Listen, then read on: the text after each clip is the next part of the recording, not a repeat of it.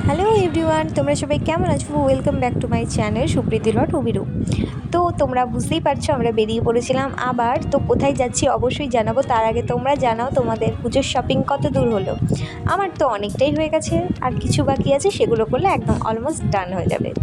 তো দেখো আমরা বেরিয়ে পড়েছিলাম সবারই বাড়িতেও, যেহেতু কোজাগরি লক্ষ্মী পুজো হয়। তো কেউ কেউ মূর্তি নিয়ে এসে পুজো করে, মাটির মূর্তি, পিতলের মূর্তি।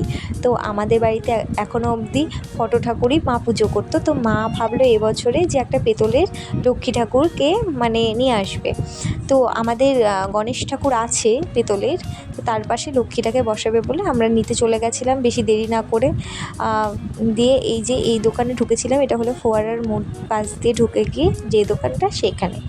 তো এখানে অনেকগুলো ঠাকুরই আমাদের শো করলো। এই ঠাকুরটা প্রচণ্ড ছোট লাগছিল, আর এগুলো এটা ছাঁচের ঠাকুর, আমাদের ঠাকুরের সাথে মানে গণেশ ঠাকুরের সাথে ঠিক ম্যাচ খাচ্ছিল না, না বড় হয়ে যাচ্ছিল না ছোট হয়ে যাচ্ছিল।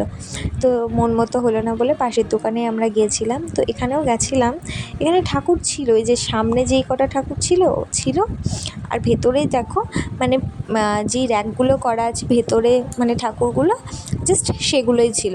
তো আর বের করতে বলিনি, মানে আমরা সাইজগুলো দেখে নিচ্ছিলাম। তো আমাদের ঠিক এখানেও মনের মতো মনে লাগলো না ঠাকুরগুলো, তো আমরা সেখান থেকে হাঁটা জুড়ে দিয়েছিলাম একদম আরেকটা দোকানের উদ্দেশ্যে।